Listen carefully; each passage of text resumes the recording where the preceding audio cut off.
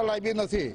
IB એટલે અમારા Bharatiya Janata party દ્વારા આખી વ્યવસ્થા 700 જેટલા માણસો અમે આખા ગુજરાતની અંદર રાખવામાં આવેલા છે અને એ અમારા કાર્યક ઉપર નિગાહ રાખે છે। કામ કરતો કાર્યકર છે ને અમે સ્ટેજ ઉપર લઈ લઈશું, પણ જે કાર્યકર ભાજપનો છે અને ભાજપનું કહીને પાર્ટીને નુકસાન કરશે એના પર ચોક્કસ અમે રોજે રોજનું રીડિંગ ગુજરાત રાજ્યની અંદર અમે કરીશું ને એના માટેની તમામ વ્યવસ્થા કરી છે। તો ઉમરગામમાં પ્રધાન રમણ પાટકરના નિવેદનને કોંગ્રેસે વખોડી કાઢ્યું છે।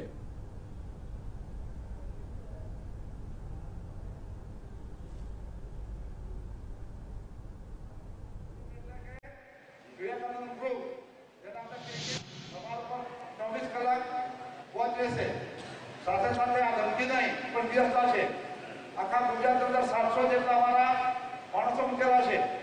જે અમારું જે ગ્રુપ જે કર્યું છે, ગ્રુપ એટલે કે વિવેકાનંદ ગ્રુપ, જેને આપણે ક્રિકેટ અને ટુર્નામેન્ટના સાધનો આપ્યા છે, એ પણ સરકારની યોજના અને સાથે સાથે કાર્યકર પર નિગાહ, કયો કાર્યકર સવારે હું બોલે અને સાંજે હું બોલે એ બધું જોઈ લે છે।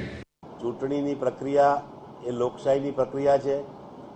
એમાં મતદારનો અધિકાર પોતે કેવી રીતે વાપરવો એ પોતે નક્કી કરતો હોય છે। આજે ગુજરાતનો મતદાર ભારતીય જનતા પાર્ટીથી નારાજ છે, એટલે એમને ચોક્કસ ભય પેસી ગયો છે કે આ વખતેનો મતદાર છે એ ભારતીય જનતા પાર્ટીની ચૂંટણીની સીટો નથી લાવી આપવાના લોકસભાની, એટલે એમના મંત્રીઓ આવી રીતે જાહેરમાં અને ખાનગીમાં બંને આઈબીની બીક આપે છે। હવે ઇન્ટેલિજન્સ બ્યુરો પોલીસનું એને ચૂંટણી સાથે કેવી રીતે